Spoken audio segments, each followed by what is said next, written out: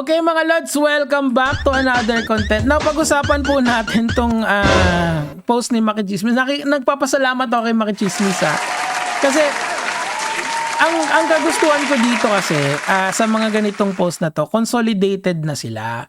Meaning to say, lahat na ng kailangan mong information nandito na. So siguro, I would react to this, pero this is in the context of a debunk. Now, hindi ko dinidebunk si Maki Chismis kasi chumichismis lang naman si Maki Chismis. Ang dinidebunk ko dito, yung chismis mismo. Okay, hindi yung tao, yung issue ang content natin dito. Now, let's put this into perspective Fundamentals muna tayo. May outright denial na si Chloe na hindi totoo yung mga nasa Reddit. Dapat natin siyang paniwalaan doon. Kasi siya yung nasa sitwasyon Siya yung may personal knowledge between sa nangyari sa kanila ni Dudut at sa kanya. So pag sinabi niyang hindi totoo, ibig sabihin hindi talaga totoo yun. Unless we can prove na may pictures ba kayo? May CCTV ba kayo?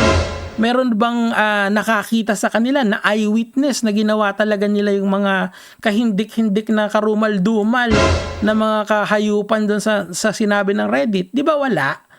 Meaning to say, at best, these are rumors. This is rumors mula sa Wattpad, di ba? So, kung ako kay Chloe, actually, ano nga yun kasi nga, it's besmirching her honor, di ba? Yung mga ganun. So, so kailangan mag-ingat tayo. Kasi pwede naman kasi tayo mang-criticize ng tao as long as justifiable naman yung criticism. Like kung di ba? Ano yung conclusion natin na dito sa lahat ng bagay na nangyayari na nahiwalay na sila ni Dudut, yun lang. Kung ano yung pinaghiwalayan natin, malay.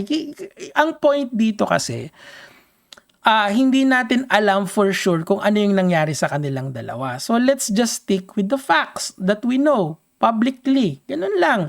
'Di ba? Paano ba natin 'to ina-analyze, 'di ba? Ang ginagawa natin, kinukuha natin lahat ng information, pinagko-connect natin, and we submit that our information is not infallible. Meaning to say, pwede tayong magkamali. Pwede tayong magkaroon ng kamalian sa ating pag-aanalisa ng mga bagay-bagay. Gets nyo ba?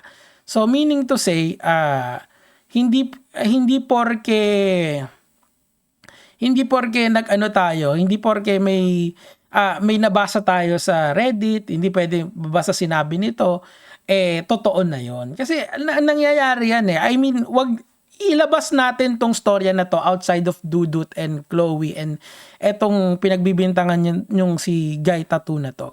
Like for example, yung mga nangyayari sa bansa natin, di ba? Pag sinabi ni ganitong tao, totoo agad. Hindi ganun yun. Kailangan natin na patunayan yan through evidence. Di ba? Merong istorya. May malawatapad na storya sa Reddit. Pero, hindi naman porke may ganong klaseng storya, totoo na agad yon. The fact na dininay ni Chloe yon, it means na pwede kasing ganito yung storya Pwede kasing hindi na sila okay ni Dudut. Merong ginawa si Chloe na hindi nagustuhan ng pamilya, and then that's about it. Kung ano specifically yon, hindi natin alam yon kasi hindi naman nila dinidetalye. Pero for you to blame Chloe na ito yung ginawa niya, mali naman yon. So sana lang doon natin tignan itong bagay na to. Maging fair lang tayo sa lahat ng tao, including the guy. Paano kung hindi pala yan yung boyfriend niya? Or kung hindi pala yung dinedate niya ngayon? Di kawawa naman yung lalaki. Napagbintangan ng buong internet ng walang sabi-sabi.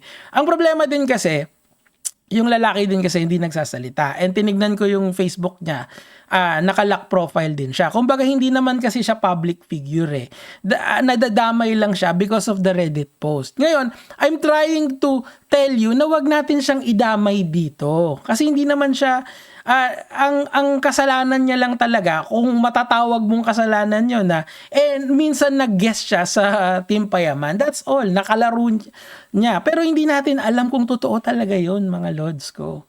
'Di ba? Kasi ito, pinopost nila na sinasabing ito yung rumored na bagong boyfriend ni Chloe.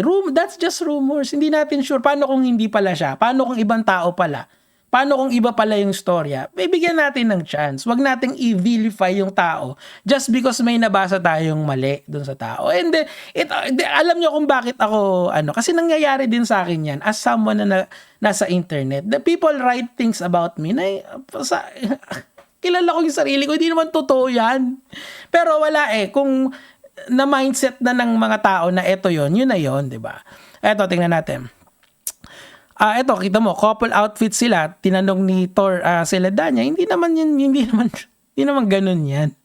Malay mo, ganun yung lang yan, di ba? Imagine mo, kalalaking chismoso. Yan, kasi nga chismis lang siya. Eto, si Dudut ay nagtitraining na tagwa. Pag sinipa ni Dudut yan, sayang yung tato. Kita nyo, wag nyo naman pag-awayin. Bakit nyo pinag-aaway?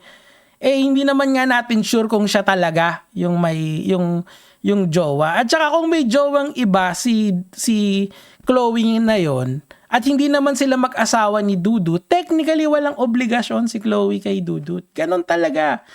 Ang pino-point out ko rito, intindihin niyo yung fundamental rights ng mga tao natin. Okay? Pag babae ka, hindi mo asawa yung lalaki, wala kang obligasyon doon. Kung gusto mo makipag-iwalay sa kanya, it is what it is. Ganun talaga siya. Hindi siya talaga ganun siya siguro masasabi ko na one-sided para sa babae. And that's tayong mga lalaki, ganun talaga, kailangan natin tanggapin 'yon. Ngayon, kung sana lang kung magsasalita si Chloe rito, wag nang mahaba yung parang umiiyak sa camera, wag na ganoon, idol. Kung ako sa'yo, i-confirm mo na lang or i-deny mo na break na kayo, tapos ayusin nyo na lang privately kung ano yung problema nyong dalawa, kung meron man. Wag nang mahabang drama. Kasi totoo lang, ang kikita lang sa drama, ako. 'Di ba? Si Maki Chismis. Yan lang ang kikita sa drama. Pero yung ibang tao, hindi. 'Di ba? Kayo hindi. You will not profit from this. You are going to be hurt by what people say. So, kung ako sa'yo, Chloe, just one line. And ang akin lang, kung paborito nyo si Chloe, dahil sa content niya, please support her pa rin. Wag naman na, kasi wala na sa Team Payaman, itatrato nyo parang bastardo. Hindi naman ganon. Intindihin nyo rin yung mga or alalahanin nyo rin yung mga content na gusto nyo sa kanya. 'Di ba? Kasi I just want fairness dito sa social media. Kasi lalong-lalo na doon sa lalaki, kasi hindi naman natin alam for sure Miski ako hindi ko alam for sure, 'di ba? Okay, so ang cheating issue, ayan, katulad niya, hindi nga natin alam kung cheating issue siya 100%. We just know something happened. Yung breakup nila, at worst, hindi siya amicable. Kasi pwede naman, ang breakup ay hindi amicable nang nag-aaway lagi kayo. Halimbawa, nag-aaway kayo dahil, kunyari lang, nag-aaway kayo lagi kasi pag nag-ML kayo, laging talo yung boyfriend mo, pwedeng yun yung pinagtalunan nyo. Ang daming paraan para mag-away kayo. Ang sinasabi ko lang, dalawa lagi yung side ng storya. Meron kay Chloe, meron kay Dudut, meron doon sa pamilya ni Chloe, doon sa mga nakakita sa kanila. At the very least, ang masasabi natin, hindi amicable yung breakup nila. Pero, to vilify people because may narinig kayong rumor, that this is where I draw the line. Wag! Unfair yan doon sa kabilang panig. Yun lang yung gusto ko maging fair lang tayo until makuha natin lahat ng information. Pero para ako kay Chloe, kung may advice ako sa kanya, isang post, nag-break na kami, humingi ako ng tawad sa mga ganito, kung meron ka mang nagawa, and then wag mo nang i-detalye. Yung details nito, sa inyo yan ni Dudut. Hindi nyo kailangan i-share sa amin yan. Pero, people speculate kasi, and siguro as public figure, confirm or deny, that's it. Pero kung ayaw nyo naman, hindi requirement, okay? Ayan, hala poging nga. Wait pogi sa inyo yan. O kita mo, nalagay na dun sa lalaki. Ayan, tigas ng mukha, di ba? So, yan, ang kapal pa talaga ng invite. Kasi, yan, katulad yan, hindi natin alam yung personal relationship nila. Hindi natin alam yung detalye. Kung bakit siya na-invite doon, or kung siya ba talaga, baka kasi ibang tao di ba?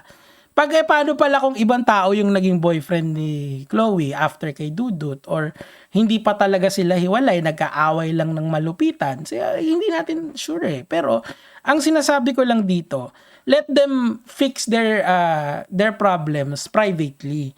Tapos 'pag ready na sila magsalita or ayaw nila magsalita, okey lang 'yun. Ayun yung sinasabi ko. Ah, Kasi kita mo, ako lang talaga, gusto ko lang talaga maging fair hintayin ko yung transformation ni Dudut Yarn, 'di ba? Kasi ngayon kasi you already took sides. Ang sinasabi ko lang, bigyan niyo lang din naman ng chance si Chloe na na i-heal yung sarili nila. Kasi mahirap 'yan para sa kahit kaninong tao, yung breakup. Lalong-lalo na ngayon na ang tao kasi nagiging one-sided na rito. And hopefully itong mga ganitong klaseng content gives you a semblance of critical thinking and fairness. Yun lang yung gusto ko para lang para makapag-post pa rin si Chloe and maging komportable pa rin siya kung ano yung mga naging decision niya. It would be a long, kita nyo ito. Tama ba yan, tawagin na yan? Hindi, wag ganyan. Ang sinasabi ko lang, of course ako, nag-meme din ako, pero end of the day, etong point nung mga content natin is so that we can analyze everything critically and para maging fair tayo dun sa mga tao. Please lang po, maging fair tayo sa lahat, 'di ba? Wag nating paniwalaan agad-agad. Hintayin natin magsalita yung isa and let's assume the best for everyone. Chloe has already denied the salacious rumor. So let's just leave it at that at this point in time. Now, if Chloe wants to speak, just confirm the breakup and then just move on after that. Ngayon, kung ayaw nyo na kay Chloe kasi wala na siya sa Team Pema, naiintindihan ko kayo. Pero if you have enjoyed her content, yung kanyang pagiging sports-minded na tao, then focus on that. Huwag kayong mag-focus doon sa nangyaring kamalian sa tao. Lahat naman tayo hindi perfecto eh. Lahat tayo nagkakamali. Lahat tayo may ginagawang hindi okay sa buhay natin. Pero it doesn't mean na hindi tayo pwedeng mag-grow. Hindi tayo pwedeng magbago. Hindi tayo pwedeng mag-change, diba? So, bigyan natin si Chloe ng panahon para i-collect yung sarili niya. If she post, tapos hindi niya na ina-address yung issue, okay lang din. Okay lang din. Kasi kilala niyo si Chloe as content creator, not yung personal life niya. As Chloe, ano bang apelido ni Chloe? Chloe Dims, diba? Yun yung pangalan niya eh. So, hindi natin alam yan. Okay? Ito, katulad dito mga rumors, these are all rumors. Hindi yan facts. Okay? So, let's just leave it at that. Kung ako kay Chloe, ako sa kanya, heal. Yan yung unang-una. Heal, tapos pag ready na, okay. Pag hindi pa ready, just do what you wanna do. Yung sa akin lang din dun sa lalaki, huwag niyo naman pagbintangan. Hindi naman tayo sure dyan eh, di ba? Anyway, yun lang naman po yung sa akin for today. Sana may clarity kayo dito. Gaya mga lods.